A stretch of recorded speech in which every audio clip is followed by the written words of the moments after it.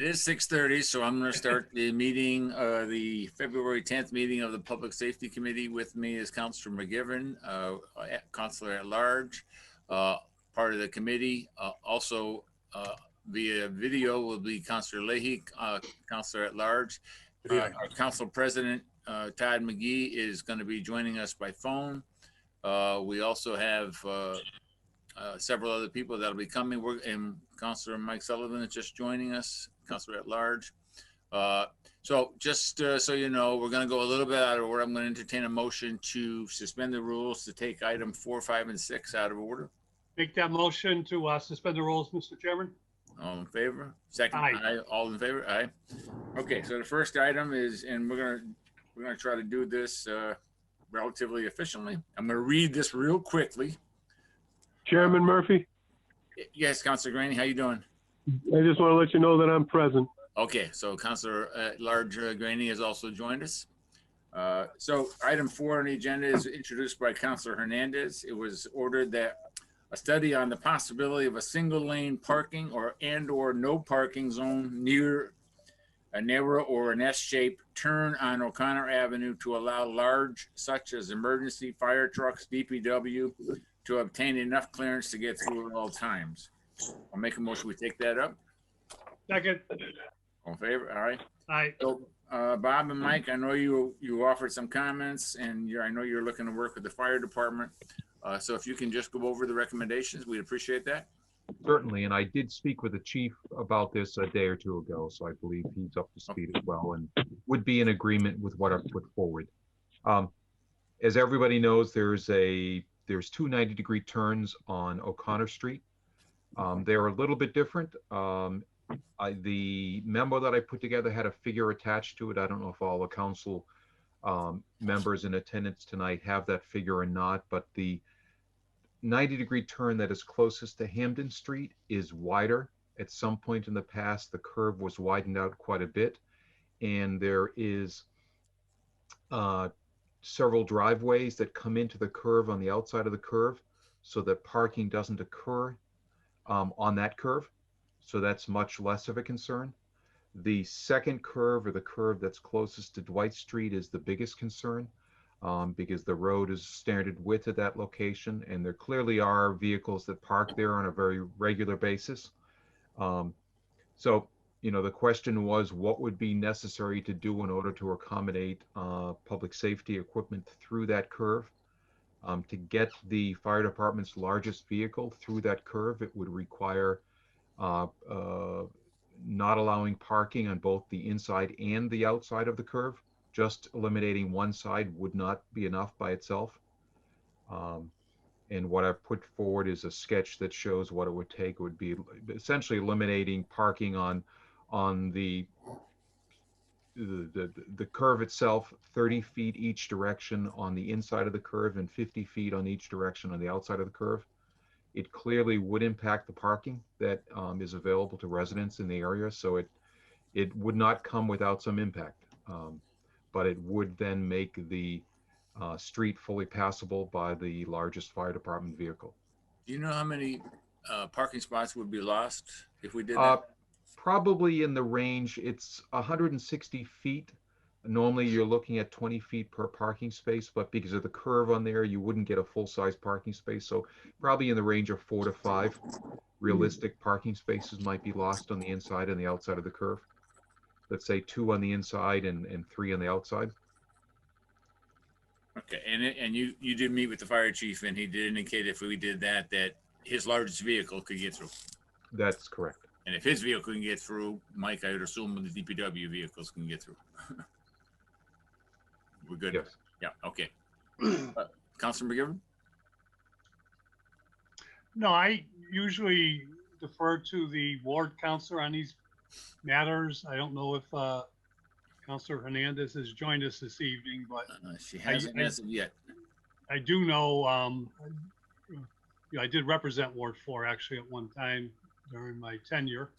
And I do know, and I think Bob said it exactly, is losing any parking on this street will be an impact to the people who live on this street. So I think we just wanted to, I'd like to hear Libby weigh in on it, but I think Okay. that has to be taken into consideration.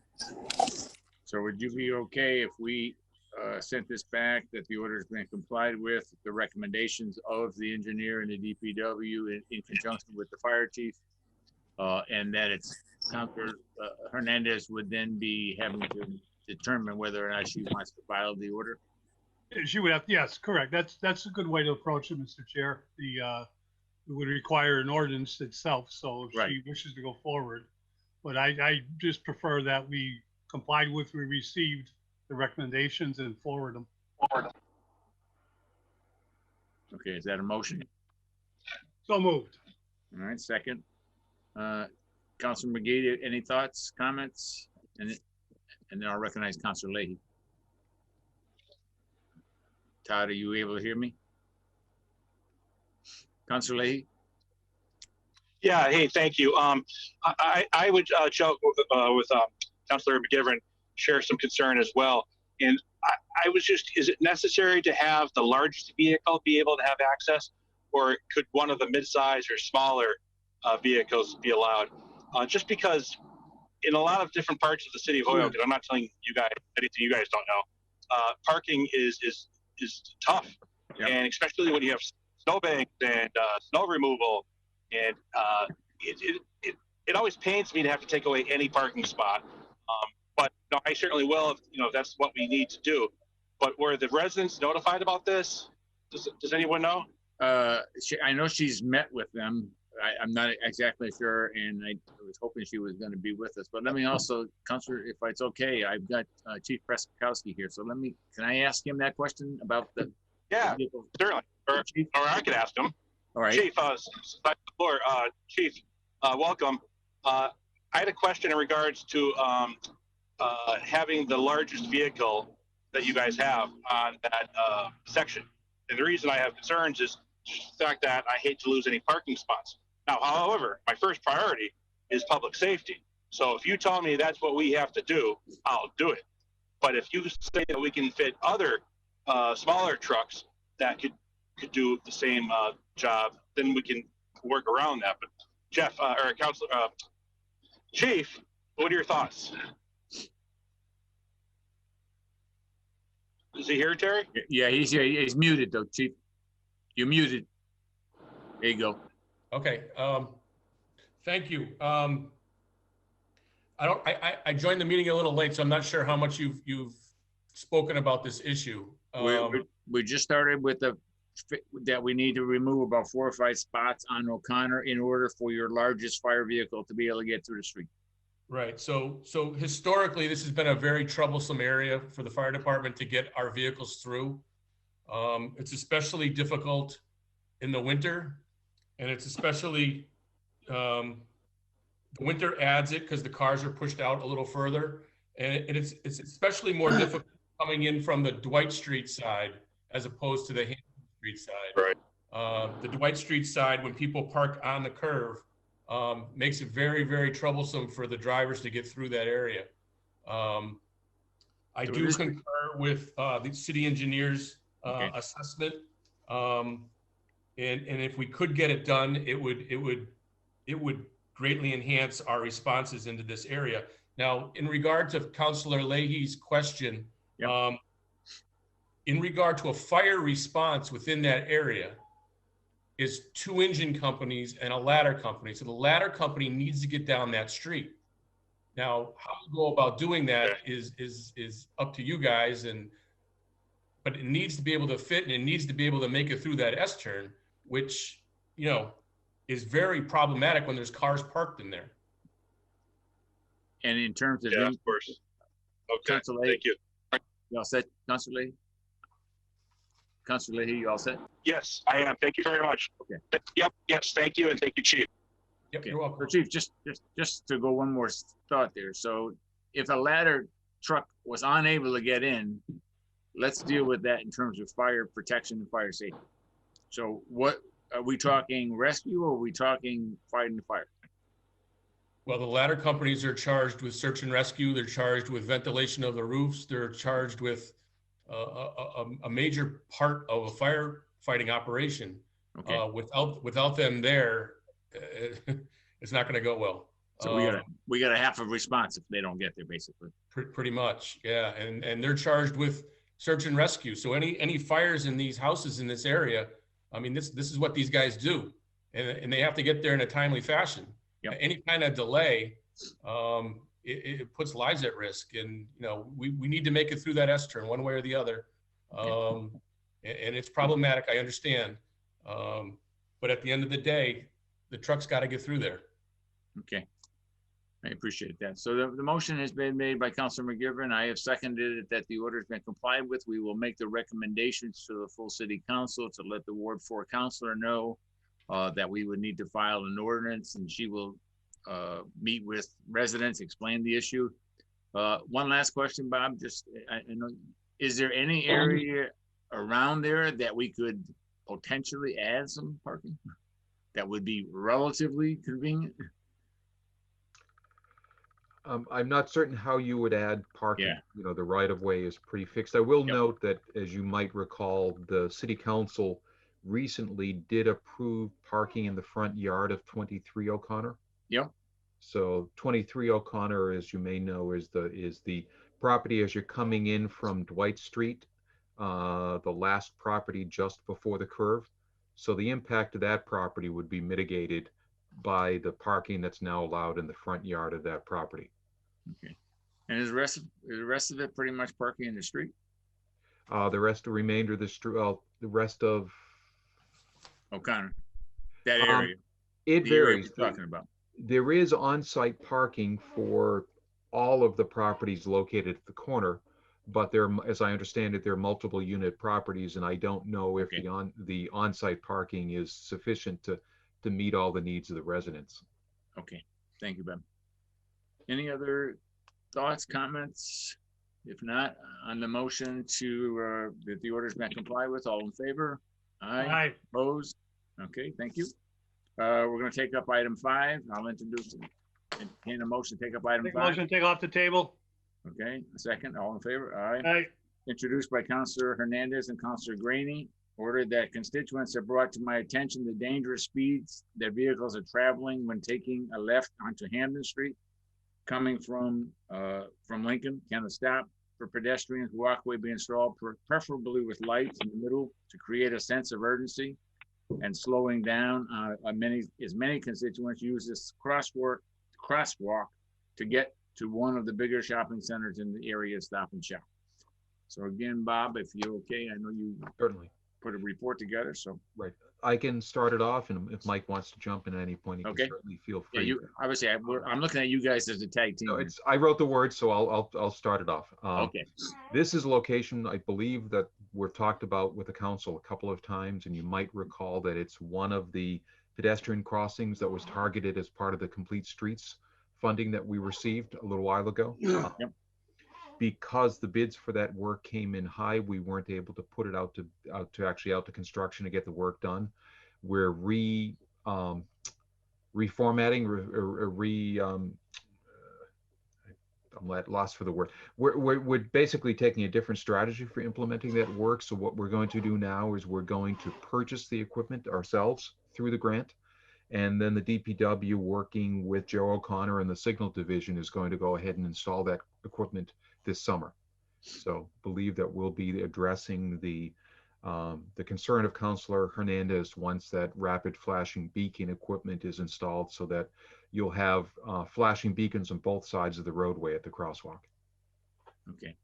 Okay, and would this be directly across from the Stop and Shop, or through their up to their parking lot, or down by the curve, or both? It'll be at the crosswalk on Hampden Street, right Okay. by the Up by their parking lot? exit. Yeah. Okay. And so, Chief, it looks like the fire department's involved in this as well. So, and we expect that to be done this spring, if I read that correctly? This construction season, it all really depends how long this winter goes and how long it takes for us to clean up and get ready for, for the construction season. Okay. Okay. We're placing the order now. Okay. Councilman McGivern, any thoughts? Sounds like a good plan. Make a motion, the order's been complied with? Okay. Councilor Mr. Granny, President? Councilor Granny, I think you had your hand up, right? Yeah, just quickly, what exacerbates the situation on that curve too is not only the car that turns the curve, but the cars that are behind, the possibility that somebody's going to tailgate you if you stop too quickly, if there's a pedestrian going across. So it is a very dangerous area, and I'm sure that these flashing lights are going to help. And it sounds like a good solution to a very difficult problem. Thank you. Thank you. Thank you for co-sponsoring. So any other thoughts, comments on this? We're moving right along here today. All right. Councilor McGivern, I'll entertain a motion. Make a motion that the order has been complied with. All right. I'll second that motion.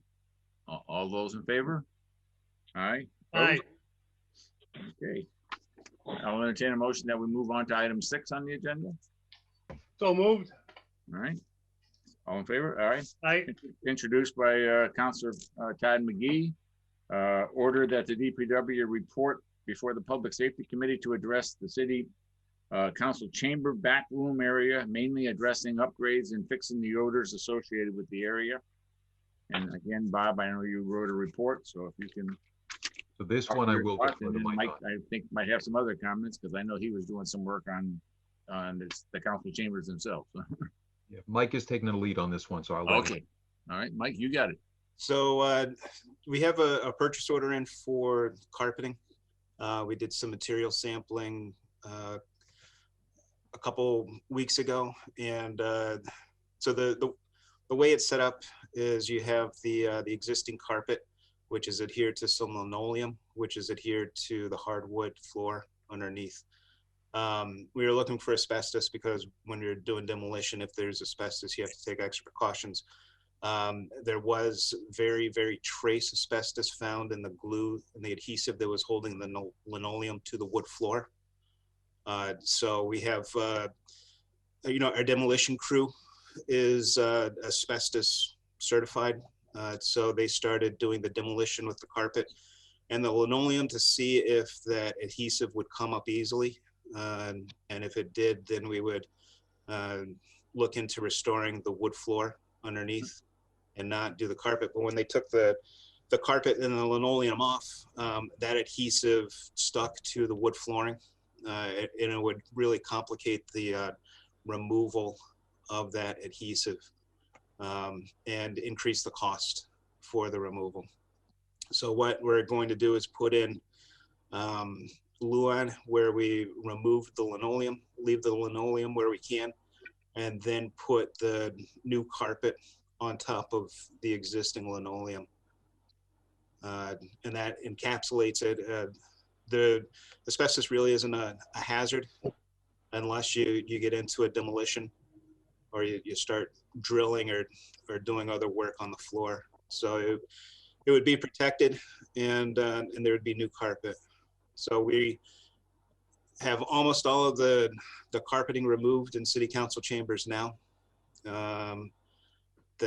After that's done, we'll remove the carpet in the office and the small conference room attached to city council chambers. And then we'll have the carpeting guy come in and install the carpet. Okay, and when would you think that would be done, Mike? I think it can be done in the next few weeks. Okay, okay.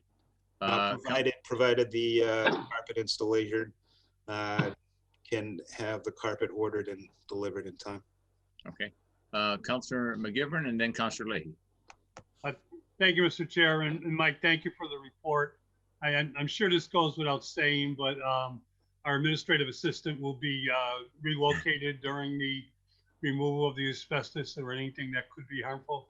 Yes. So we're working with Jeff now, and temporary accommodations can be in room 6 where DOT used to be.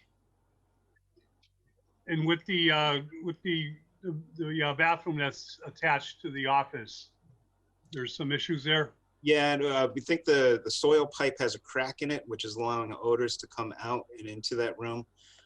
We've done some investigations in that area to try to locate where the crack is, but we can't find it. In order to find out where it is, we would have to do a lot of demolition in City Hall. So not just in the bathroom, but in other offices or rooms in City Hall. Uh, what we have done in the past was we installed a ceiling fan in that bathroom to exhaust the air. But that only works on a timer when somebody goes in and turns the fan on. So what we're looking at doing now is putting in a second timer, which would be a 24-hour timer where we could set it to cycle on and off throughout the day.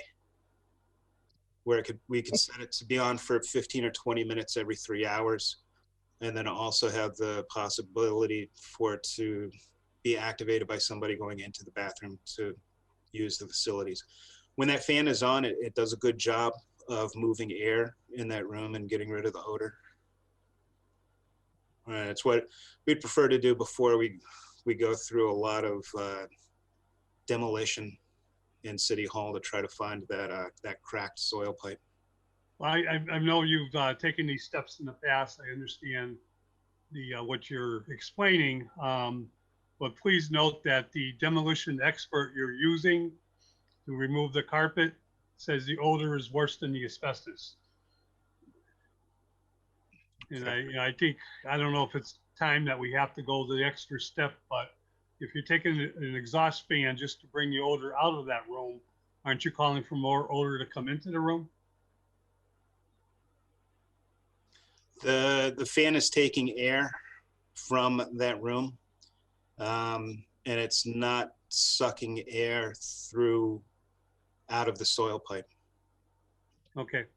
My final question, Mr. Chairman, is a part of a wish list. Okay. I've sat in my desk for 41 years in the chambers, except for the past year, of course. The desk is in decent shape, the same as the other 12 city councilors. That desk was there 20 years when I started in 1980. These desks are 1960 vintage. Is there any chance down the road, not top priority, that we might get something to replace them? Or is that not your budget? Yeah. The carpet wasn't in my budget. Thank you, Mr. Chair. All set. You're welcome. I just want to let you know, Councilor McGivern, where you're sitting now is the first desk that I ever sat in 1976, and I kept good care of that chair. The desk is fine. I had to change the chair. I collapsed it. Well, I was a little less wide back then. Councilor Leahy. Yeah, thank you, and thank you, Michael, for looking into this. Is the tile is that vinyl asbestos tile that's there? No, it's linoleum. Okay, it's just the mastic is the asbestos part. Correct. And so, has any of the mastic been removed yet? There has been some that was removed as part of the exploratory demolition, but when they tried scraping, and when the scraping didn't work, they stopped. Yeah, in high school, I actually, high school and after high school, I actually got certified as a asbestos foreman supervisor. I went through that 48-hour course and all that. But do you guys bring in like the negative air machines and the 6 mil poly and Tyvek suit and all that? We do. Oh, you do? Okay. And all right, excellent. The city even owns the filtration units. Negative airs and all that. Okay, I was just curious about that. And I kind of agree with Joe. If we're doing this, even if we had a bond for it, I would hate to see just putting I don't want to call it a Band-Aid, but putting, if something's happening in the bathroom, that's only going to affect us down the road, and it's going to be money that we're going to either spend today or spend down the road. We should maybe bond and try to get a whole new bathroom and maybe a whole new chambers, that sort of thing. But it's just my 2 cents. Thank you. Thank you. Councilor Sullivan, then Councilor Graney. Yeah, thank you. The soil pipe, Mike, that you're referring to, it's only 2 possibilities there. And if it's cracked, I think putting a fan in is not the solution. We've got to take the walls apart. And I think, demolition is kind of a harsh term for it. It's really, the building, a lot of the woodwork, we've got oak paneling and stuff. It's really ought to be just disassembled and traced back, because if it's a cracked soil pipe, it's either on the drain side, which means there could be waste coming out somewhere else in the walls or somewhere else in the building, or if it's a vent pipe,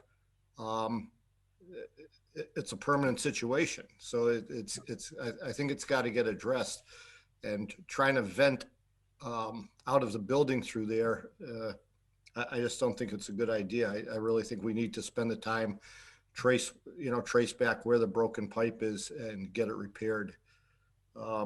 And, just the same as Councilor Leahy, I'm still currently a state licensed asbestos inspector. And just to put everybody at ease, it is a trace amount. It's in a mastic, which for those that aren't familiar, it's an adhesive. Unless this is ground and made airborne, it's not of any threat to any counselors, other people just passing through the room and stuff. So the percentage on these things is usually around 1%. So that's all I have to say. Thank you, Councilor Sullivan. Councilor Graney? Yeah, just briefly, Mike, of course, my wish list is to have that bathroom handicap accessible.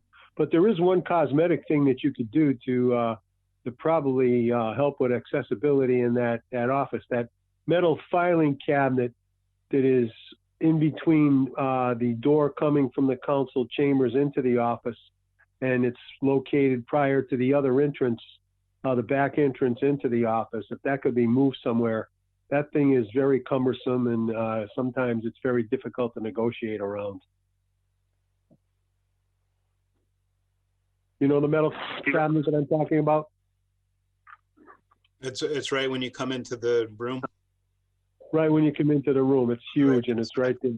It's if that could be relocated somewhere else in the office, I don't know where. There's not much room in there, but. Well, I think we have to take everything out when we redo the carpet, so that could be a time to reorganize in the room.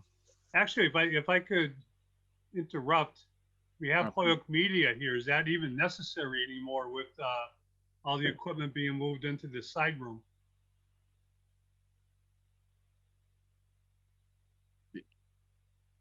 Who'd you want an answer on that from, Joe? Maybe we don't. I thought we might have had Scott here. I know we have Natalia. I don't know if Scott is here. I don't know. That's something we can coordinate with them as we're working through the process. Okay. One of the things we do use it for is it feeds the or allows us to move the meetings up into the hall upstairs, and to move the audio and with us, our system, and be able to broadcast it. But other than that, I think everything else is in the what was the connects to the Register of Voters room now. Councilor McGee, I think you had your hand up. Yeah, can you hear me now? I kept Yep. yelling. Yep. Motion. Said second motion, but no one's listening. I understand. But I'm back on. I think one thing that Mike was talking about, or we were talking about today, is the desks. I know Joe said, can we get new desks? It's not in the budget right now, but one thing was the setup, Mike, that you were wondering to talk about with everyone as to, do we keep the same setup regardless of it's the old desk, new desk coming in? Do you want to talk about that? So the only thing, well, I was talking with Councilor McGee, where the desks are now set up where they face the president, city council, and not the people in the gallery.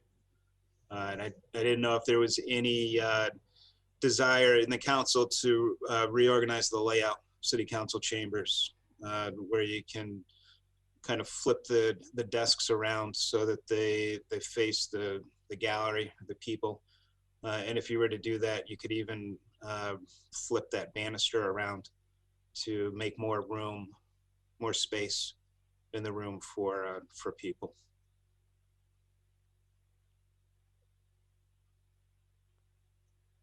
Is that Todd? Yeah, well, I just something that was brought up. I thought everyone should have an ability to have a discussion on it to see what's the pleasure of the council. That's all. Because with everything coming out, we have the ability to rearrange if we want. I'm not saying you have to, but at least that option's out there to think about. So that way, when we get back to Mike, because we're in the process, that way we, tell him what to do. It's just one time instead of saying 5 months, hey, Mike, we remember your idea. Can you do it now? That's kind of not fair. Yeah. It's kind of counterproductive. So that's all. And especially since the carpet's going to be replaced, that would be the time to reset the furniture. Councilor Leahy, did you still have your hand up? Councilor Leahy? Did I lose Councilor Leahy? I get okay. So Councilor McGivern, or Councilor McGee, would we like to table this for now? Yeah, we know we the can- carpeting's being done, and maybe ask for a little more research in terms of what we can find that cracked pipe. Yeah, that's fine. We can table it. Before I You already second got- that, if I could just ask Mike, Mike, I was I'm absorbing your idea about the desk, and just as my own opinion, I kind of like it, but when you're in the midst of a meeting, the chair, the president, is like the orchestra leader. We have to have visual sight on him. So if we could angle the desk, maybe that would work. But with only 13 city councilors, there's no longer 14 desks needed. We're down to 12 outside of the podium. And if we can move them closer to the wall, that also would make more room by the rail. But maybe you could do it. Maybe someone could put it on on a little sheet of paper that we could look at and pass it around. We can sketch something up. Thank you. Sounds good. Second So to the table. Motion has been made to table. Is there a second? Second. Seconded. Hey, Mike Sullivan's got a question. I'm sorry. I did. Councilor Sullivan had his hand up, and I did not catch him. So Councilor Sullivan. No problem. So to Mike McManus, through the chair here, if it's any help, Mike, I do have quite a bit of experiences, and I'd be glad to disassemble some sections of the wall and see if that pipe's within reach, or do a little bit of exploratory stuff on my own time, as long as that doesn't cause any problems with the union or anything. No, it would be great if you could. Just don't tell the Historic Commission. I'll say, Councilor Sullivan, thank you for that offer. Yeah. All right, a motion has been made to table. All those in favor? Aye. Aye. All right, opposed? Yes, that'll be tabled. We'll get the carpeting and then look at doing some other things. I'm not entertaining a motion now to move to item 3, suspend the rules to move to item 3. And I want to thank people. There are some people here that are coming. They have a half hour that they can do this. And I want to make sure we get it done. And Chief, I appreciate you being here. And I'm going to get to you, I promise. Mr. Chairman, if I could just say something before we make the next motion. Sure. I reached out to Councilor Hernandez. Yep. She did reach me back. She did reach back to me. She's got no internet access tonight at all. She doesn't know why. It's something at her home, and she can't get anywhere else to get internet access. I updated her on the items for 2 items. Yes. She's Okay. very grateful to Mike and to Bob for the report, and for the especially for the flashing lights, but also for the report on O'Connor Street. And she just wanted me to make sure I said that to everybody. Okay. Make a motion that we go out of order to take up item number 3. Second. All in favor? Aye. So this is introduced by myself, and then Councilor LeBron Martinez, Councilor Tom, and Councilor Lacey. Order that the Public Safety Committee meet with the Director of the Board of Health and representatives of the Holyoke Health Center, including Darren Beek, as well as Jose Bao from the representative from the school department, to discuss any ideas to improve the environment within the four lower wards where statistics indicate the highest levels and most severe cases of asthma. Asthma has also negatively impacted school attendance. Ideas to be discussed could include planting many more trees in each neighborhood, getting real-time air tests throughout the city by seeking volunteers who would use asthma inhalers embedded with GPS trackers to identify the most polluted areas. So let me start off. I've invited a few new people here. I want to thank Darren Beek and Dr. Monica, and is it Leo? Leo? It's Leo, yeah. Leo. Okay, I'm sorry. I'm going to get it right the next time. I'm going to get it right. And I've also invited Yanni Gloglauer, our conservation director, Whitney Anderson from the school department. I know Mr. Bao could not make it. I know Sean Gonzalez is having some concerns himself. He could not make it. But I wanted to do a few things. And Yanni, I wanted to invite you because of the grant you got for planting trees. And I want to emphasize where we can potentially, and the people at the Holyoke Health Center have statistics in terms of where trees can make potentially the best difference in terms of air quality. And Whitney, I wanted to invite you because as I understand it, we've done a lot of air quality things in the schools through the COVID grant money. And my hope is that that is going to ease some of the air quality issues that affect the students with asthma, and then have them leave because they're not feeling well in school. And I don't know if that's true, but I'm hoping it is. And then because of that, then I'm wondering if there's any possibility, knowing that if that works, if that could be done in some of the apartment buildings where so many of these people with asthma are living. So those are all the things that I'm trying to figure out today. And Doctor, I really appreciate, I know you only can be here to 7:30, so I really appreciate you coming. So I don't know which one of you wants to start. Darren, you were the one that first were invited. So if you want to start, and then we'll work our way around. And you're muted. There you go. Just realized that. I just wanted to share a few stats that I was able to pull out, and I can share my screen if you'd prefer. Yeah, if you can. Yeah, if you don't. Jeffrey, can you allow him to share the screen? All right, you're a co-host. You should be able to share now. Great. So I've just been doing some quick stats here, and just looking at nationally the rate of asthma for patients, children under 18, and that as of 2018 was at 7.5%. Okay. So just as a benchmark of what the national average is. Yeah.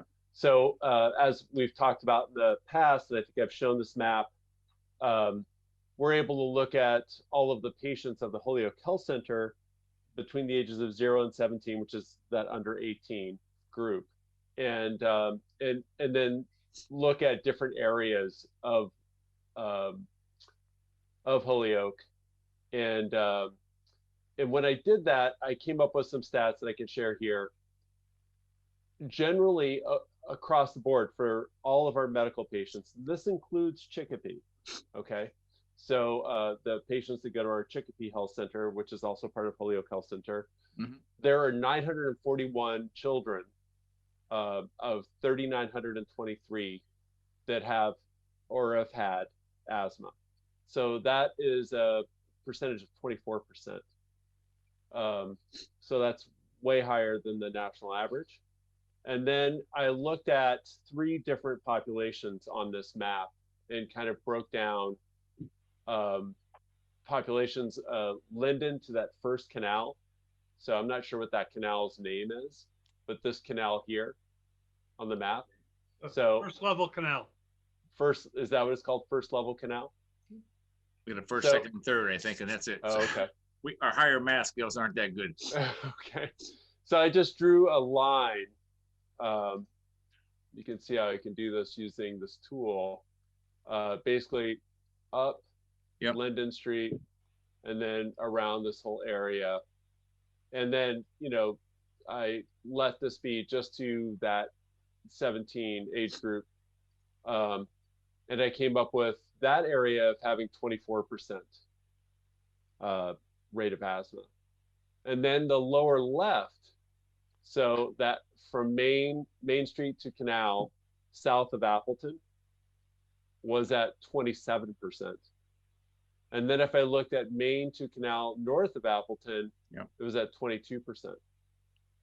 So just to kind of give you some ideas about, this area here has the highest rate of all of our areas. I mean, in those 3 areas that I just pointed out, and as the population as a whole. And that's part of my ward, which is where one of the reasons I followed it, although I was concerned about the entire city. I knew there I had a high asthma rate in South Holyoke. Right. Right. So I'll let Dr. Liao speak at this point.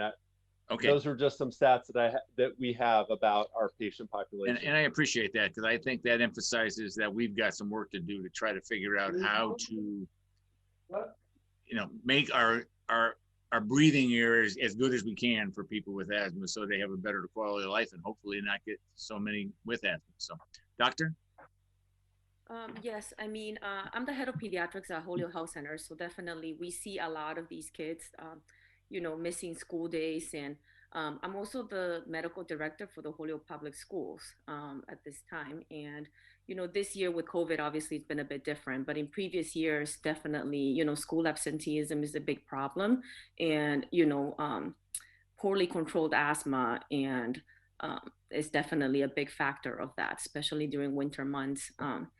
But one of the biggest challenges that we've had is, asthma education, even understanding, right, the difference between controller medications versus rescue medications, and how if they're using their albuterol too often, that's a sign that their asthma is poorly controlled and they should be on a controller med. But definitely we see there's a big need in the community, not just for asthma education, but also for air quality and right. And overall, the housing that they're in, a lot of times too, I hear this a lot regarding like mold problems and, pests and other things and carpets that haven't been, changed for very long periods of time that really can contribute to the asthma as well. So definitely, the trees would be helpful. Having outdoor space for them, safe outdoor spaces for children would be beneficial, and better air quality in the schools, but definitely in the homes as well, especially when there's so many family members living in a household.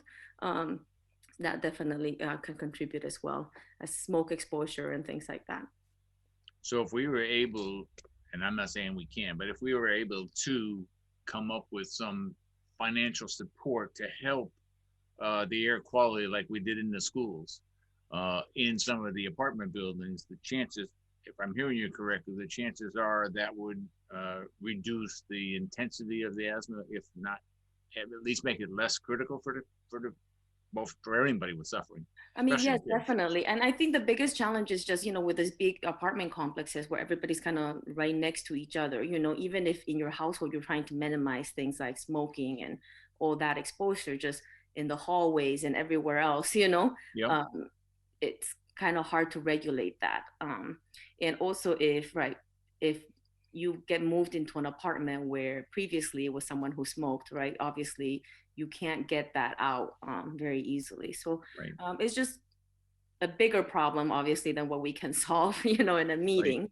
But definitely it's, our rates are much higher than the rest of the US, pretty much, And again, I'm just trying to get as many thoughts and ideas out there, and maybe we come up with, if we tweak it and we make it a little bit better, that's not better than not making it better at all. So that's the goal. And I know we can't solve it, but if we can make it a little bit better each time, I would much go in that direction. Yanni, would you like to, you've heard the emphasis, and I know you've got, I think you said 400 trees last week, and you did a very nice job. I know Councilor McGivern complimented you. You did a very nice job on your first presentation before the council. My second. So I would like, you can, if you can, I would encourage you, as Yanni's involved with planting 400 trees in the next 3 months, Yanni. I think that would be the goal for the State Greening the Gateway Cities program. Yep. So, I mean, I would hope, and I don't know if this is true, but I've had people tell me that there are certain trees that are better than other trees in terms of air quality for people for breathing. So, I mean, if we can incorporate that into our planting thoughts, we might be able to provide a better air quality in some of those neighborhoods. And I know it is from Beach Street down. So, Darren, regarding to Linden Street, we're just a couple of streets down, and we're going right to all the areas that have been negatively impacted with tree plant. We're going to have tree planting. So. Go ahead. Yeah, that's I'm right. sorry. The tree planting area does seem to line up pretty well with those high asthma incident areas. So this is interesting. I was just reading through our 2019 MVP grant, we created an impervious surface mitigation plan. And as kind of a spin-off project through the matching grant with TNC, someone from their office compiled a paper, literature review, Intersections of Climate Change and Public Health in Holyoke. And it does talk about sort of the latest research on the effect of planting trees on improving air quality. And it's actually more, it led me to another paper that made me realize it might be a more complex topic than I had realized. So we know that trees can capture particulate matter and noxious gases. It lands in the leaves and the trunks, and it can capture it with that surface area and also do some uptake through the leaves. But sort of counteracting that, a lot of species that are planted produce high amounts of pollen, which is another cofactor with increasing asthma. Folks who are asthma or sensitive to pollen. So, I think there's like a lot going on in that regard. Yeah. So proper species selection. That's why through our current grant to create an urban forest equity plan for Holyoke, we really want to look at all these factors together. So picking appropriate species and not just planting trees anywhere is really important. But that's, to the other point, making safe outdoor green spaces where people can get out of smoke-filled environments. The trees have a different benefit in that sense. So, yeah. Okay. If you could, I'm going to suggest that Dr. and Darren are both at the Holyoke Health Center, and I'm assuming they would gladly sit. If there's any information that either of you have in terms of which trees are better in terms of asthma sufferers, then that might be a resource for you, Yanni. That again, obviously, I want to make sure that whatever trees we plant have the maximum benefit to the people that are living there. So if I can, I'm going to go to Whitney Anderson, and then I'm going to, and Councilman Gibbon, I got you in my queue here. But if I can't go to Whitney Anderson, who's involved and runs the buildings at the schools, and if you can just talk about what you've done with the air quality, and is the expectation, and I'm hoping the expectation is that asthma sufferers will be much more comfortable in that air quality. Whitney? Yes, Terry, thank you so much. Actually, what we've been doing here has started with a collaborative effort with the Pioneer Valley Asthma Coalition and Sarita Hudson, who was very active with our district for about 3 or 4 years, a lady named Lynn Rose, who was acting as a consultant and really helped us look at the chemicals that we're using in our buildings. We've converted all of our 11 schools to green cleaning chemicals, with the exception of some of the floor finishes, which still have some challenges, but that's the standard of that industry. We also removed and went through every single classroom where there were sinks in the classrooms, and have removed any of the chemicals that might have been brought in from home or residual things that we might have found and you never even notice it, but all of a sudden there's a whole slew of things. So that got us a nice little hazardous contribution to the DPW. Hazardous Reclaiming Day.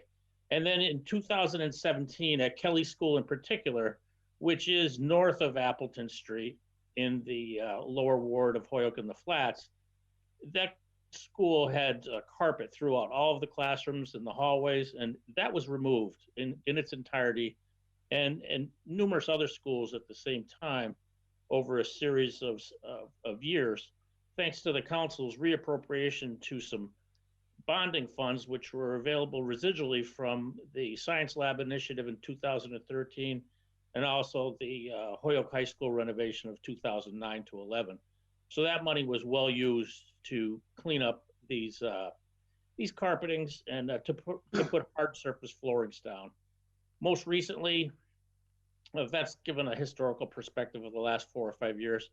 Most recently, with the CARES Act funding, we had worked through the mayor's office as an opportunity came up for some what we would consider to be air filtration units. And these are used individually in classrooms. They have a great degree of capacity to filter the air using pre-filters through this device, which is portable and can be plugged in, doesn't use a lot of electricity. So it's very easy to find an appropriate outlet or a surge strip.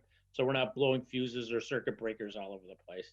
And we purchased one of these units for each classroom and for the cafeterias and for the gymnasiums and certain select larger office spaces.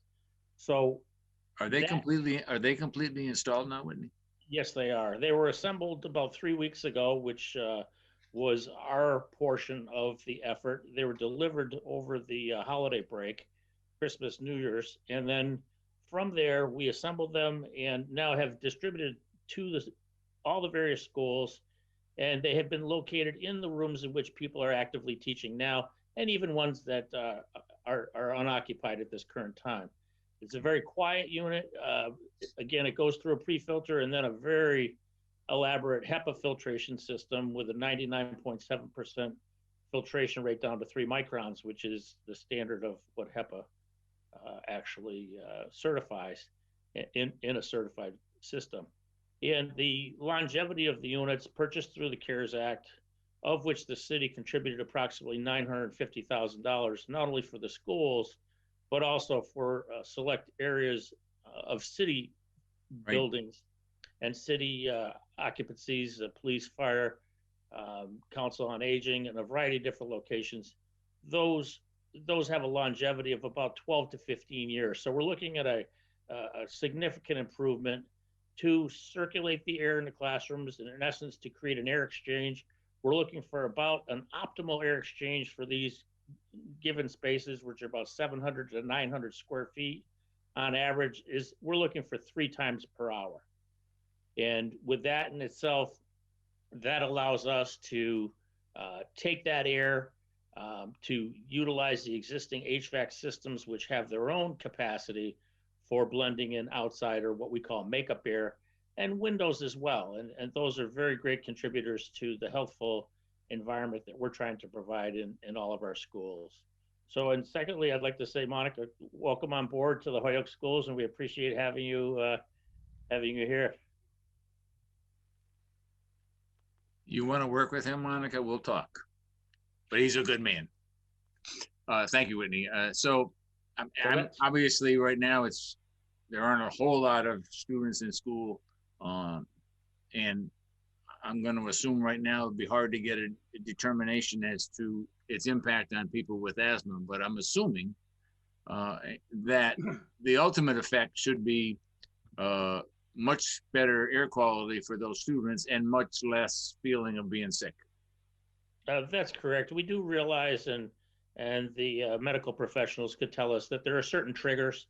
Some of those comes from abnormal building conditions, which we would consider to be abnormal, such as a roof leak that's unattended, any microbial growth, which is the offshoot of that when you combine heat and moisture.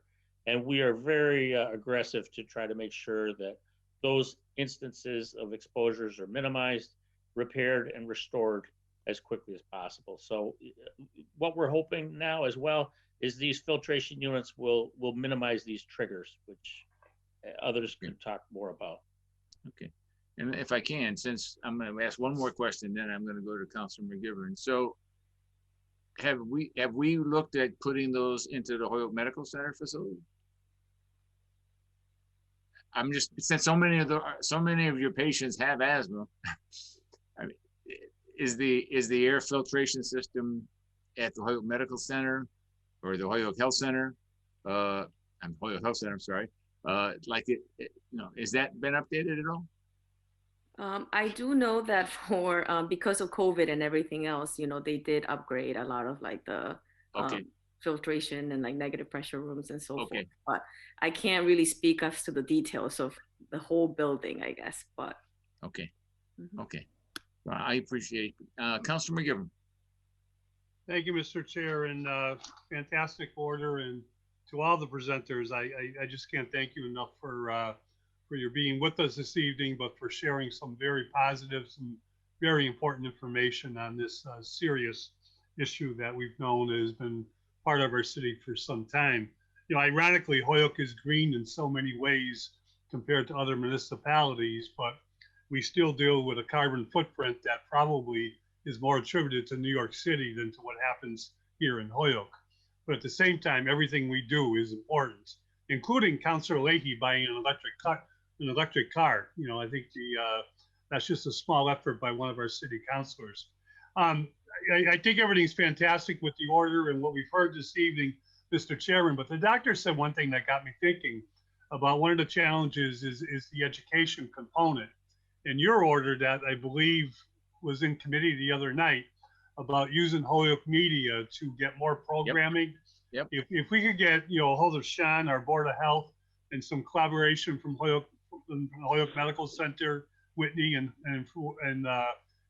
Yoni, of course, we could probably put together a video that we could put on the public access channel. And Holyoke Media would certainly be able to produce that for us if we get everybody in line. So I would just suggest, if everybody's willing, that we try to attempt that. And I would tell you, I've been meeting with Scott and Natalia, and we are looking at getting programming. So Doctor and Darren and Whitney and Yanni, we and obviously Sean from the Board of Health, I think we could put together an interview program to let people know the kind of things they should be aware of. Also we could potentially make sure it's translated into Spanish. And I won't apologize for stealing your thunder, but just say I do listen to you. Well, you're the only one. I'm glad someone does. I think that's a great idea, because I do think we need to make better use of media, and they're available to do it, and we can provide programming that would be, obviously, if we can improve the health of 10 people, it was a great investment. So let's look at doing that, and I think that's a great idea, Councilman McGibbon. Is there any other councilors that would like to have any other comment? Councilor Graney. No, I'm all set. Right. Thank you. Very interesting presentation. Okay, thank you. So if it's all right, what I'd like to do is keep this on the table. I'm just trying to get updates and then trying to create further action plans as we go along so that we can keep working on this. But I would ask that Yanni, you get together with the doctor and Darren and Whitney. I'd like, if you wouldn't mind, Whitney, if you could send me some more information about that. I'd like to send something to the senator and representative to see if we can potentially get some funding to help us in the lower wards in actually improving the air quality in some of those apartment buildings, at least as a trial basis. And then we work the trial, we find out that we're spending a lot less on healthcare. We got people that are healthier. Again, that becomes, from a financial perspective, it becomes a very good investment.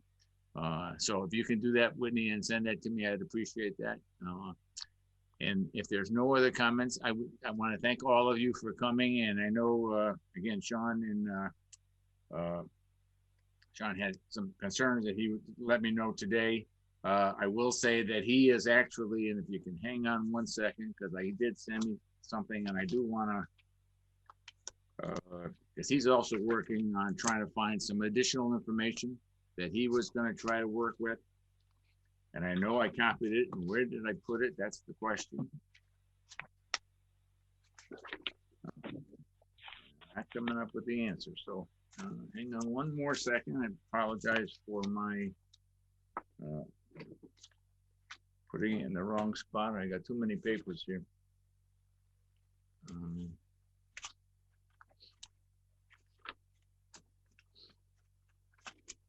And I'm not finding it. I will bring it to the next meeting, I promise. But I know he did offer some additional input based on some research he's been doing. He's been getting in contact with other groups that are regional asthma collaborations, trying to find ways to improve the health of our residents. So I will make sure I get that back for the next time. But I would like to table this if that is okay with the committee. And I want to keep inviting you back. I want to keep making sure, and Darren, I appreciate the statistics because they point out the problem that we have, and we got to figure out a way to bring those numbers down, at least to much closer to the national average.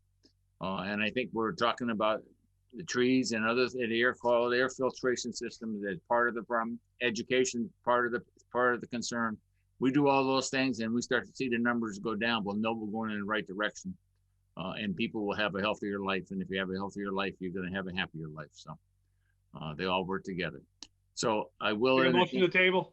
Item number 3. Made the table, seconded by Councilor McGee. Again, I want to thank you all, and I appreciate your time. All in favor of tabling this? Aye. Opposed? Okay. Thank you all very much. I appreciate it.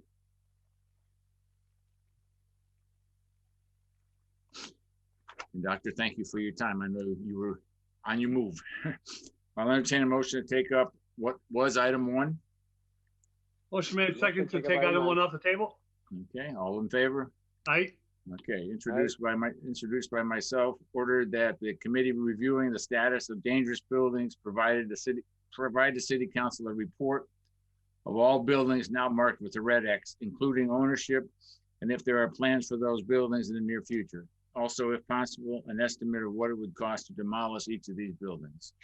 And I want to thank Chief Bresnahan, who is with us, who has provided me with an awful lot of statistical information, and he's still working on it. I did get a list from the what used to be the Problem Property Group, and I know they changed their name, and I think it's the Preservation Property Group or something like that now. And there were 19 buildings that are part of that. There are 60 buildings, 19 of them have a red X. And they go back, some of them go back to 1996, 1998, 1996, 2011, 2006, 2004. So it is an issue. And the chief did inform me that there are many others that are potentially with red X's that are not on the Problem Property Group. So Chief, if you would, I'm going to start with you and then I'll entertain questions from the council. But Chief, I know you have concerns from a firefighting perspective, but I also have concerns about neighborhood redevelopment and or safety. So Chief, thank you for attending. No problem, it's my pleasure. In regard to the red X's, and sometimes the red X's get confusing and people don't really understand the premise behind them. The red X's are a tool used by the fire department to gain situational awareness for the crews that are responding to these buildings. The red X's are put on these buildings to tell the first responders, to tell the firefighters and the deputy chief when they arrive that there are structural deficiency either on the inside of the structure or on the exterior of the structure. They are not a metric used with the Problem Property Group or the Preservation Group. It's not a metric that they use to put that on their list. It's purely a fire department tool to help us identify structurally deficient buildings and how we actually go about fighting fires in them. So I just wanted to put that out there that sometimes it gets confusing that the Problem Property Group is only dealing with red X'd buildings, and that's not the case. There are many buildings out there that may have a slash or may have an X that don't need to be demolished, that have a missing staircase or have a hole in the floor or have some bricks falling from the facade, which could be easily fixed. And we need to work on those structures. But as Councilor Murphy said, of the top buildings in the city that need help, 19 of them are on our Problem Property Group list, and 19 of them have the red X. And these are buildings that something needs to be done with in the very near future. Going through our database, we're really making good strides in getting rid of buildings with these red X's. We're down to 23. I'm actually going to be adding 1 or 2 to the list within the next week or so. So let's call it 25 in the city, which is down a lot from where we were 10 years ago, 15 years ago, when we were probably in the hundreds. So we've made some really good strides with that. And I think if this Problem Property Group is really identified a method to either take these buildings down, get people in there that can rehab them, or get receivership into some of these buildings and turn them around that way. So we've really made some good strides with that. I really just wanted to stress, though, the intent of the red X and how it really is just a tool for the fire department to identify and work with these structures when we respond there. And if I can just make sure I understand it, I think I do. So your firefighters get there, they're not going into that building to fight the fire unless they think there's somebody in there. So a building that has a red X, absent a life safety hazard, we will fight the fire from the exterior and protect exposures. Many of these buildings, I'm just going to be upfront, many of these buildings are havens for people to find a warm spot and sleep, especially now. So we take these buildings as if there's a life safety hazard. So those are some of the dangers that go along with these buildings. And I'm glad you emphasized that point, because I think that's another reason we need to move on, recognizing that not only are they not a quality for improving the quality of life in that neighborhood, but they're also a danger to firefighters and potentially a danger to people who are getting in there for whatever reasons, and now they're in danger if there's a fire because you don't know someone's in there. Correct. And it's a combination of things. So, and Chief, I do appreciate all your work on it, and I appreciate your professionalism and always getting back. And I know you told me you're going to give me the updated list, so I appreciate that. Councilor Sullivan, you're muted, Mike.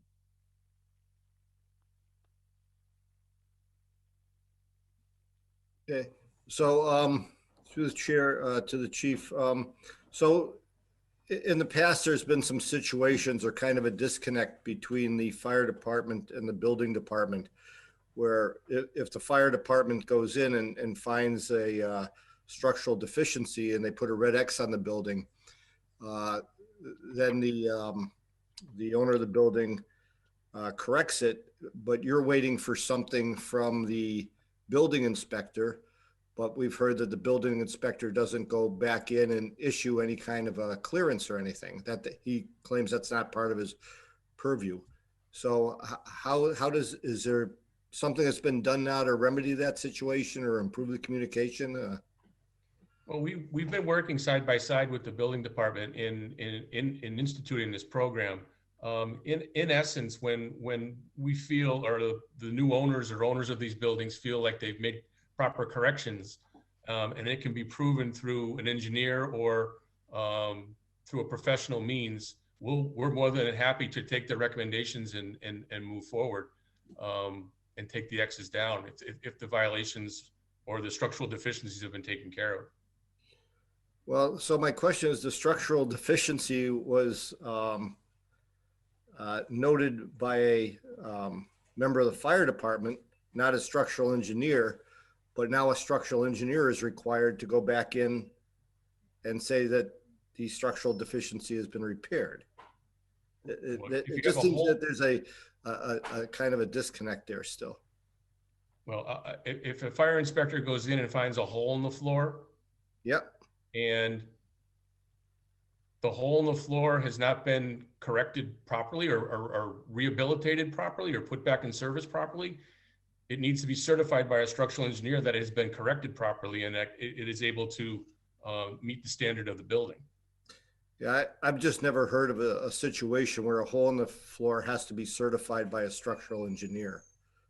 That a visual inspection by anyone, including if it's a member of the fire department that determined that it was a structural deficiency, that they couldn't go back in and say it was no longer a structural deficiency.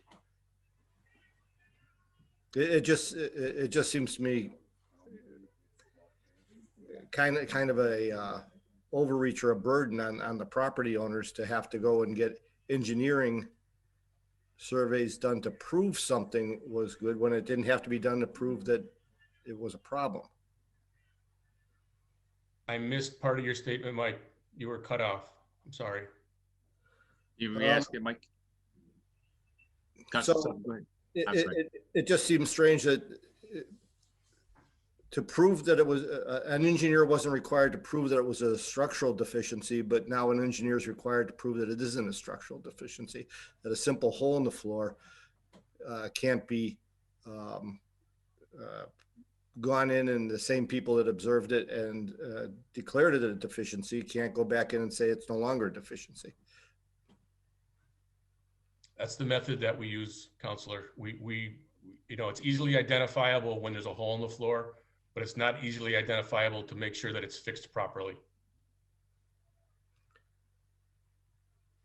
Okay, so a structural engineer, wouldn't just a building inspector or a licensed contractor or someone with a construction supervisor's license be qualified to make such a determination?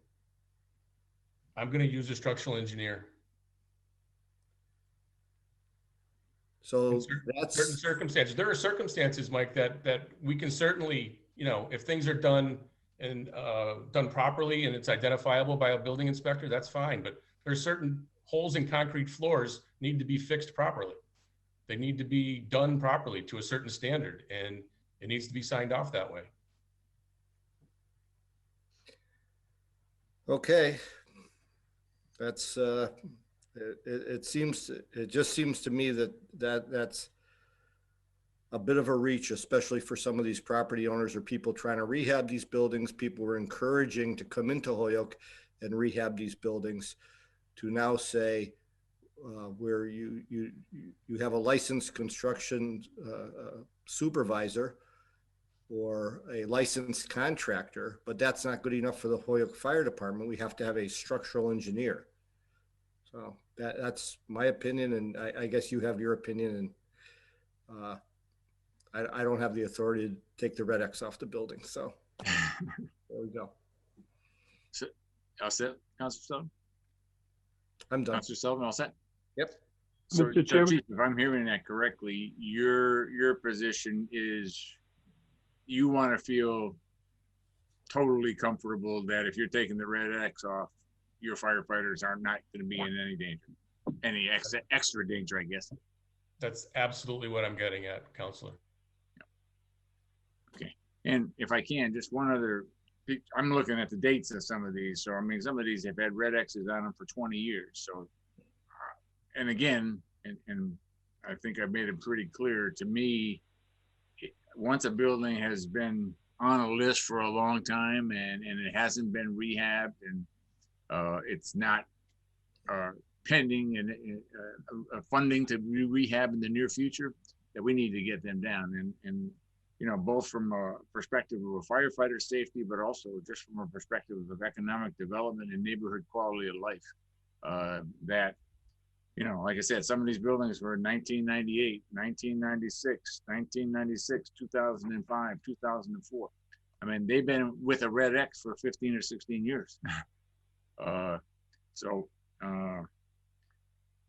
know, whatever we can do. And so let me ask you one other question, Chief, just in terms of putting things on a demolition list. So if you went and you were saying, you know, these are really, I mean, obviously you and or somebody from the fire department has said these are not buildings that we will go into, and there's no plan for rehabilitation that anybody knows about.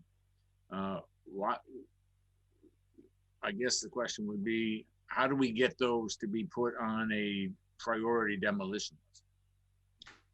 Council, that's a great question, and many of them are. Many of the buildings that are have many dangerous structural deficiencies are high on the problem property group list due to the inspections done by the fire department and giving them a certain rating, a numerical rating that goes into the database, which raises their, I want to say, threat level.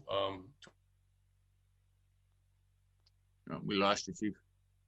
Chief, we lost you. We lost your voice. Chief? Chief, can you hear me? I think we lost the chief. I can hear you now. Okay, we lost you there. When you were talking, you got shut off the last sentence or two. Okay, so In order for buildings to get on the problem property group database, they're inspected by the fire department, and the fire department gives them a numerical rating within the database. And when you get a cumulative score from the fire department, the building department, and economic development, that gives it a numerical score, and that's where it sits on the problem property group database, and that's where it sits when you talk about the top 10 or top 20 buildings. Yeah. City, that's where that comes from. So when you say economic development, so they're basically saying they think that if it does not, they're saying it doesn't have any potential reinvestment, and that's how it gets up on that list. And they'll give it a score. They'll give it a numerical rating, whether it has a great potential for economic development or a lesser standard. Okay. Mr. Chairman? Yes, Councilor Graney. Yeah, just quickly, through the chair to Chief. Chief, is there a reason, I realize that the fire department, you guys have a list of all the deficiencies in these buildings and so forth that for the safety for firefighters when they have to come and deal with a possible situation in one of the buildings. Is there a reason that these deficiencies aren't posted outside the building so that anybody that would be potentially wanting to get into one of these buildings would be a deterrent to enter because of these deficiencies?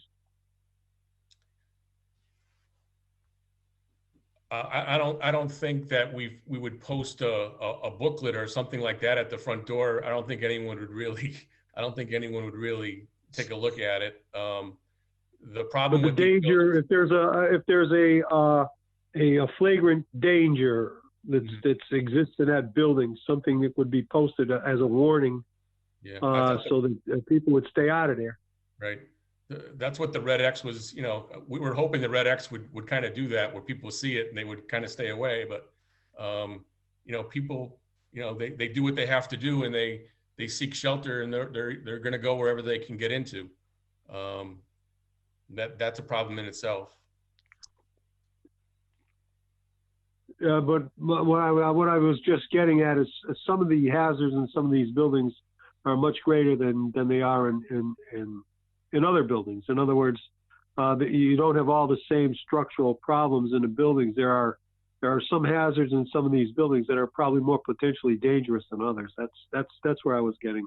Oh, I agree with you. I agree with you, Counselor. And we carry the information with us in our fire truck, so we're constantly looking at it. We have it in our data management software also, so we're constantly updating that for our personnel. I just don't know how to go about letting a community member that wants to get in there, give them the information before they go in. I just don't know how to go about doing that. Yeah, I was just thinking about a posting about the hazard in the building or something like that. That's all. Yeah, it's probably not practical to do it. I think it's a meritorious idea, but I'm not sure how we get up. And can I ask you a question, Chief, in terms of does the fire department or someone else go to each of these buildings on a regular basis to see that they're still secured? We're not necessarily checking for securing, but we are inspecting it numerous times during the year just to make sure that it's still, if it's deteriorating, our numerical score within the problem property group will change. That number will go up through the year. We try to get there numerous times during the year to update our inspection numbers. Okay, thank you, Chief. Councilor Sullivan? Yeah, thanks.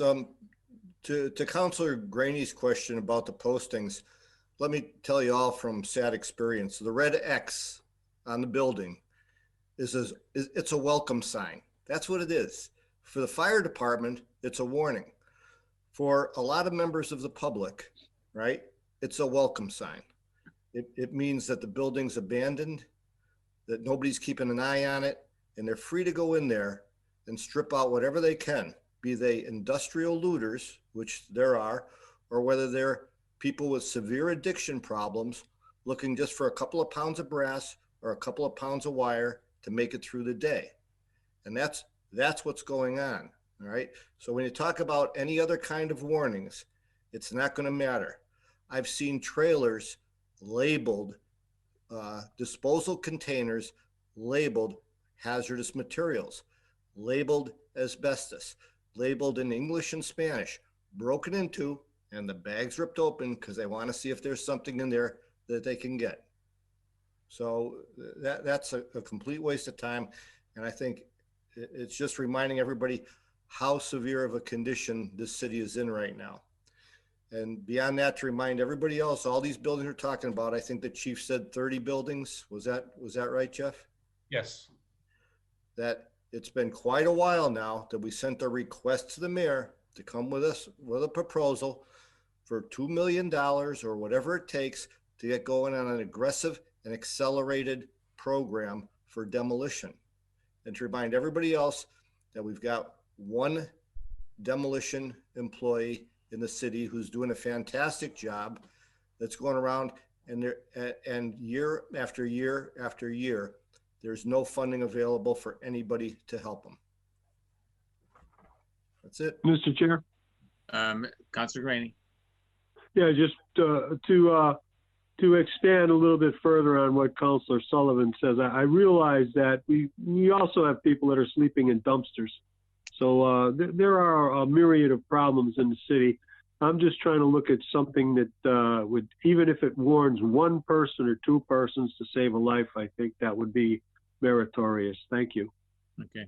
And if I'm just going to offer a few comments, and then unless someone else has something, I would just say that the order has been complied with. We got an update, but let me, I agree. I was the co-filer with Councilor Sullivan in terms of the bonding request for demolition. You know, I do think we need to be more aggressive than less aggressive. And I also think, you know, we shouldn't have one person trying to do demolition by themselves. I know at one time we had two, and I wouldn't mind if we had three and they could do more, and maybe we don't have to bond so much and we just had a consistent improvement.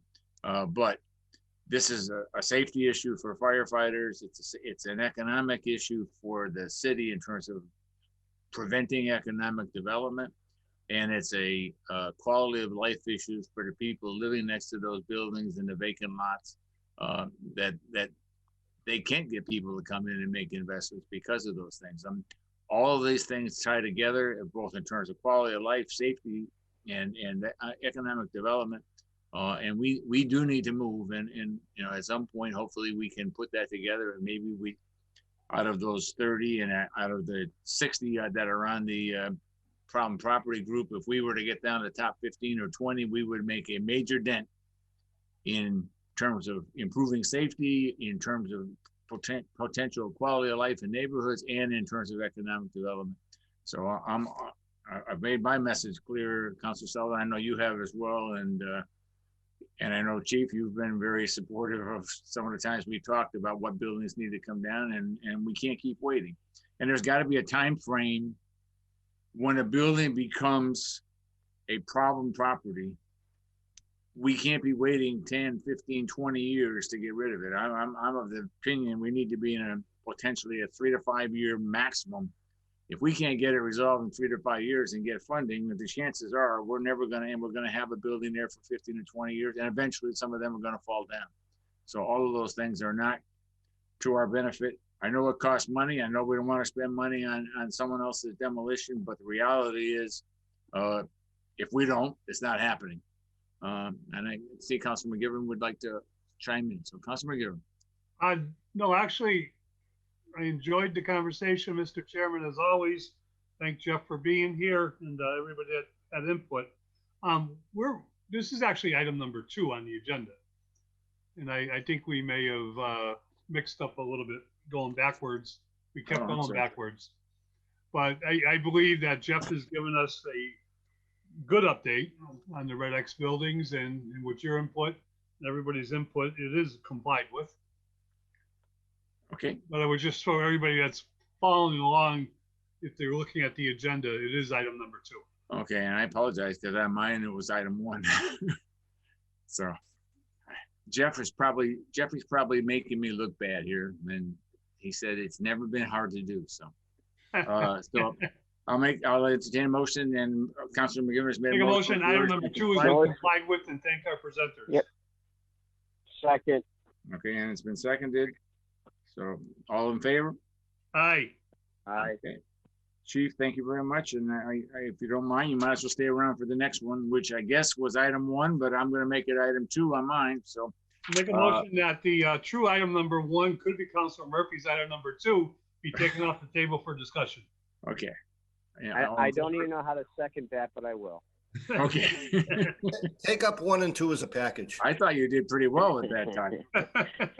So this is introduced by Councilor Murphy and Councilor Bresnahan. Ordered that the mayor, the law department, police chief, building commissioner, board of health director, and other parties that might help in a discussion for the city to take action against the owner of the properties, following properties: 173 Elm Street, 365 Appleton Street, 556 South Bridge Street. The properties appear to be owned by the same landlord, and the rate the highest number of police calls for residential properties in the city. So let me start off by saying I asked for statistics, and I know there were several people who could not make it, and I wanted just to get the information back out. I was trying to see if we had made progress with this Windsor properties, but the statistics that we've gotten certainly will lead you to not think so. So if I can, I'm going to read you some of the statistics Chief Preskopowski has provided, and I'm going to certainly let him have an opportunity to talk about it. Chief Bebo did send me a lot of statistics, and he's still working on some other things that he's going to send to me, but right now he couldn't be here. I know our city solicitor was unable to make it. Our health director had some other issues that came up. So, but I just wanted to get the statistics out in front. So from the police department, this is in 2020. And I asked for all of the various properties that this Windsor Realty owns. So we are talking 212 Walnut Street, 50 West Street, 556 South Bridge Street, 365 Appleton Street, 173 and 177 Elm Street, 145 and 149 Essex Street, and 52 West Street. So police calls in 2020. It's a dispatch call history to their properties. In 12 months to those properties, the police department has been called 815 times. 815 times. If I stayed primarily with Appleton and Elm Street, and I'm going to just give you a few months. January, Appleton Street was 11. Elm Street was, the two properties combined were 59 times. February, Appleton Street 27. Elm Street was 74 times.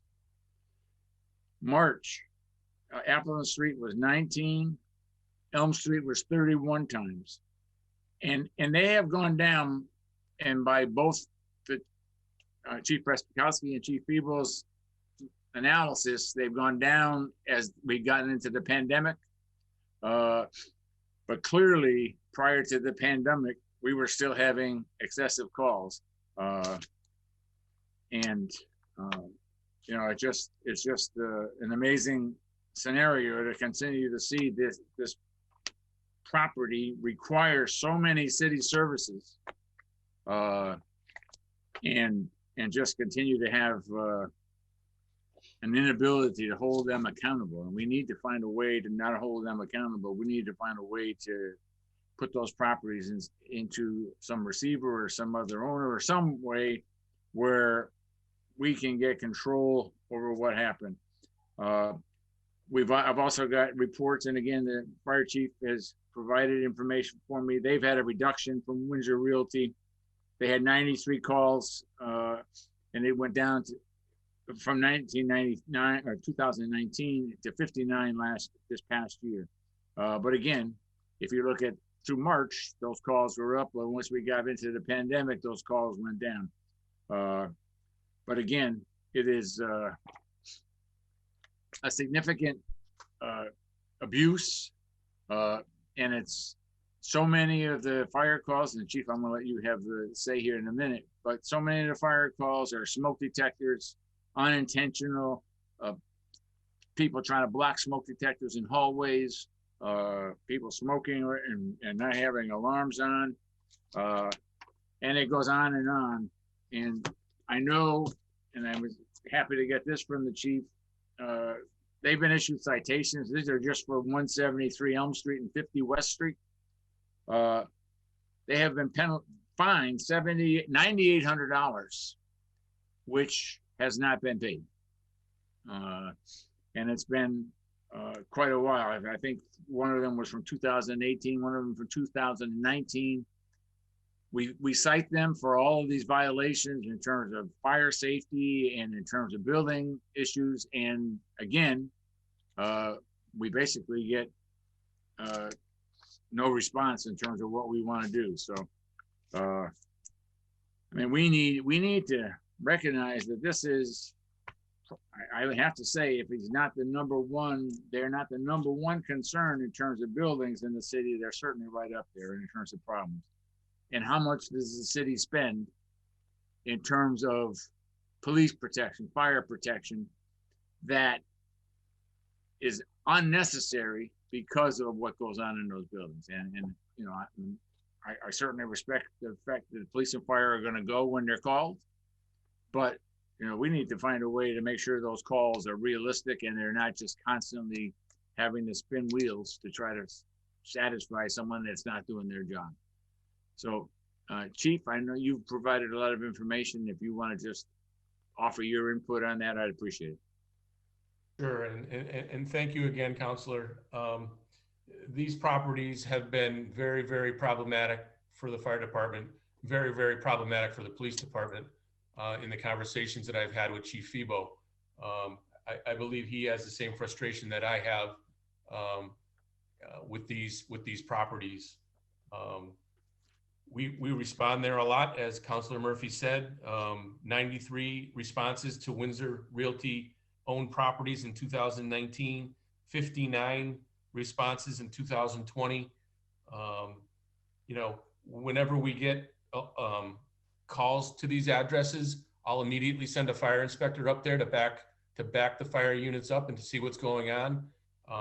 We've written enforcement letters, we've issued fines, we've done everything that we can do to try to get compliance from this owner, and it's been to no avail. You know, some of the issues that we find when we respond to these buildings are blatant disregard for no smoking regulations in these blocks. They're covering smoke detectors with cellophane so they can continue to smoke in the hallways. Riddled with cigarette butts and expelled extinguishers, and it's just, you know, the problem is with the smoking in the building and the extinguishing of cigarettes in the hallways.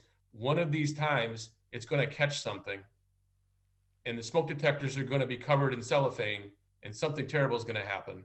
And we're trying to avert that, and we're putting every resource we can at this problem, and it's it is very, very frustrating to not get compliance. We're going to work very hard with our city solicitor to try to get this remedied one way or the other. This is a major priority for me and my office, and I want this rectified sooner rather than later. Thank you, Chief. I appreciate your first of all, your consistent follow-up on all these things, and you know, you keep highlighting the issues that are dangerous to the community, and how do we make them safer. So I appreciate that. Councilor Sullivan. Yep. So one way I think we can do it, and Senator Vilas mentioned this a couple of weeks ago, and I was supposed to get together with him, but he had other duties, and we haven't been able to discuss it. But other communities have passed an ordinance requiring any out of town landlord, absentee landlords, to have a resident manager within a certain distance of the property. So I've started researching that. I'll finish that, and by the end of this week, I'll file the order. It'll be in front of the council on Tuesday. I would co-sign that with you. Yeah, thank you. And that'll be duplicating what was done in another community on the eastern part of the state. But once again, what we've got here is an out-of-town landlord owning multiple properties in the city. And I think it's good. The public should know, and there's no reason, this is public knowledge anyways, that his name is Lucian Hronowski. He's at 4 Woodmore Drive, Bedford, Mass. All right, Bedford, Mass. So, maybe we should send him some postcards. Anybody that's listening, be more than happy, and send them some fan mail from Holyoke. But that's the problem. We've got people like this. We've got multiple properties under the same situation, and I think it's not going to cure it, but an ordinance to this effect requiring this might be a first step in the right direction towards people like this. I know the other thing I'd like to point out is that in this order, we've asked that the mayor be here, not here. The law department. Let me stop. No, I had asked Jeffrey just to get me the reports for this, even though the order had said, because I wanted to get those reports again. Because the last time we met, they thought the progress was being made. I just wanted to get the reports. Next meeting, I am calling everybody in to deal with the next set. I wanted to get my facts together again and to get the statistics together. So I did not invite them, and so I want to make sure that's clear. And that's on me. But I wanted to get the information. Well, in that case, I'll back off till the next meeting, and I hope that they're there and ready to respond, because they will be invited to the next one. It's time to bring every pressure we can upon these absentee landlords. Yeah, no, I wholeheartedly agree. I just know the last time I had the meeting on this, the numbers, they were thought things were getting better, but obviously they're not. Okay. And now I will go to try to, and we talked about trying to get judges to say, look, you got to turn this property. You want to concern yourself with tenants' rights, then make sure tenants have a right to live in a building that's safe.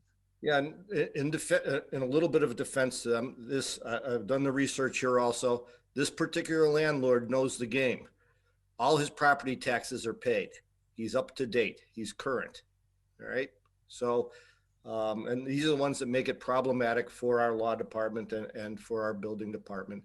But now he's got those fire department citations that haven't been paid for 2 years. I mean, and obviously they deal with safety. Well, those citations, then that's something we can fix on our side, because those are not, they're not listed as a lien on the property. And maybe that's something else we should be doing as well. That is something that we're going to be seeking, Counselor. Thank you. Thanks, Chief. Yep. I'll say, Counselor Stowe. Yep. If I could entertain a motion from the committee to suspend the rules and to allow public, I know there were people that wanted to talk about this issue that are here, and if that would be okay. So would the committee suspend the rules and allow public comment? Make a motion to suspend our rules to allow for public comment. Okay. All in favor? Second. All right. Okay. All right. So, Andrea and JR, you are 2 people in line. So Andrea, you were first, and JR, you're second. Thank you, Councilor Murphy. You're welcome. How are you? I'm doing pretty good. Actually, quite well. How are you? Hey, I'm still hanging in here. Oh, great. That makes 2 of us. So I live at 173 Elm Street. The landlord, Lucian, lives on the 2nd floor. Him and his wife own a house in Bedford, and they purchased that before moving out here to Holyoke. So that's not my battle. That's not why I'm talking here. I just wanted to give you guys some information before you talk to Lucian. Okay. Yeah, he's also very, I can also vouch that he's very attentive to the tenants here. I've been in the office with him, and he, they speak very kindly towards him, and he's like friendly. It's very much friendly interactions. He's well liked in our building here. Also, a lot of people that are smoking cigarettes in the hallways don't live here. They're homeless. So I just want to point out that the issue of homelessness in the city is not a vacuum. That issue is not a vacuum. They come here because historically this has been a building in which it's safe for them to actually be here. It's when it's snowing, I don't know, once a week, twice a week now. I mean, and there's no place for them to go. They've known historically that this building is a safe place for them to go. And it, you know, I don't smoke. Like, I don't like smoke. I think it sucks to have it inside, but that issue of homelessness is prevalent in the city. And it's extremely hard to eradicate it, but you know, this is the only safe place that they have to go. So I just want to say that it's not an easy issue, and Lucian has actually done a really good job. From my understanding, I've lived here for less than a year in this building, but speaking to tenants who've been here for like 6 or more years, you know, there's been a lot of issues with this building specifically, and Lucian has done a really good job of cleaning up the hallways. You know, like getting rid of like 90% of stuff. I mean, that's a random number. I shouldn't even use specific numbers, but he's done a really good job of cleaning up this building. And I just wanted to vouch for him a little bit there. So Okay. thank you. Thank you. Can I ask you a question? To get in the building, do you need a key? We have a fob. It's an electronic, it's like a magnet, probably not a magnet, little radio transponder. And that opens the lock? Yeah. So do you have an idea? Because I mean, I hear other people telling me other things. So do you have an idea how the people are getting in to smoke? I mean, how are they getting in? I mean, there's no like security guard at the front door. I mean, it's a friendly, like when you're on the ground here, it's friendly. People are nice. I mean, hold the door, not really any questions asked. It's but you know, it's I don't know. That's it. Okay, thank you. And JR, I think it's Juan, right? JR? Yeah, so my name is John Rivera. I'm a okay. Woodward Free resident, Norris, and I go by JR, just for, you know, there are a lot of Johns. Okay. Well, and what was your address? 2 Laurel Street, Ward 3. Okay. Mm-hmm. And, you know, really great presentation, or not presentation, but really good insights from, I want to just thank Jeff for those insights. You guys are doing an amazing job at the fire department, and I want to really pay my respects towards y'all. I really love that, you know, there's a lot of transparency behind the safety and whatnot. But I also wanted to contribute to this conversation as to problematic landlords. As Andrea highlighted, it doesn't seem to be that landlord is quite problematic, but instead it's another issue that is being factored into this problem of this. And that issue that factors into this is definitely the homelessness crisis, where these people don't have anywhere else to go. Me personally, I was a couch hopper for about 3.5 years, and I was homeless for a couple of years as well. And this is an issue that, you know, really breaks my heart. Holyoke hasn't been always the welcoming place to the homeless population. And again, I just want to highlight the issue that a lot of these homeless people, they have nowhere else to go, and that they literally have nowhere else to go, like not even outside. I've actually interviewed several homeless folks, and I've heard that their tents are being torn apart by the police force. And I, you know, not to take a step back and to look at it from an unbiased perspective. I just want to put it out there that it's interesting to highlight and noteworthy that they just have nowhere else to go, and that might be contributing to this if they had a place to go and a place that was a little bit more welcoming to go, and if they had a little bit more services. I believe that this could deter the problem as much as possible. Again, I want to highlight that services are one of the most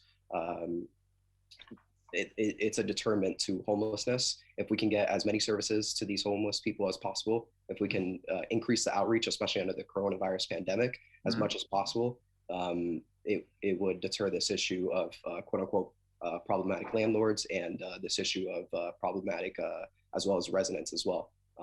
So I'll just leave my comments there. Thank you guys for taking this up, and I appreciate Terry, Jeffrey, and Councilman McGivern for allowing me and my colleagues to open up for public comment. Thank you. We appreciate your input, and just so you know, I mean, we actually are in preliminary discussions, if you will, about trying to come up with some kind of permanent homeless shelter, but also trying to provide more information about the various programs that we have in a variety of areas to try to tie in the entire quality of life. So that we are working on that, trying to do that.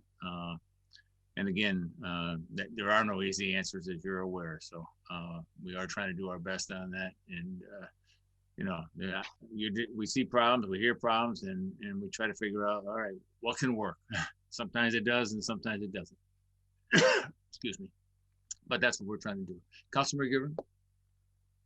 Thank you, Mr. Chair. And first, just let me say to both our speakers, thank you for being with us, but for sharing your opinions, which I respect, and for giving us some insight to some issues that it's not just in these addresses, but I think we deal with this throughout many hotspots within the city. I want to take it to another level, but it's no reflection on both of our speakers. I trust what they say and from where they're coming from, and appreciate what they've just said. These three addresses in your order, Councilor Murphy, are ingrained in, and I think most people know, I'm a probation officer in Holyoke District Court. Every probation officer in Holyoke District Court knows these three addresses by heart. Once you hear that number, the address, the street, we know what it means. Every prosecutor in Holyoke District Court is the same way. Every bar advocate in Holyoke District Court knows these addresses, and every judge that sits on the bench in Holyoke District Court knows these addresses. The calls that we're hearing in the police department, I wish they were here to break them down for us. Different than the fire department calls. I would say, and I don't like guessing percentages, but the vast majority have got to be for drug-related either use or selling, calls themselves. Now, whether or not they're the tenants or whether or not they're getting into the building, they're all issues of these three addresses, just happen to be owned by the same property owner under the same property management. That's an issue. An issue is why are the Holyoke police being called over and over again to address people who are dealing? We've made some, as a city, there's been some great arrests in these areas. As a probation officer, I've visited people who have been on probation in each of these addresses on numerous occasions over the years. There's a history here of crime being either connected to some, not all, of the people who live in this building. And there are many people, good people, who live in these buildings, addresses, who live in fear.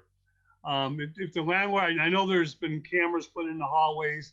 I know there's been efforts to discourage especially on Elm Street and Appleton Street, because these two buildings make an L shape for a backyard. And it's a maze when you go back there to try to get around from porch to porch to a number of different hallways, a number of different addresses. And I can't imagine what the police do when they respond to a call. When we're just trying to get to someone's apartment, we can get lost in these buildings.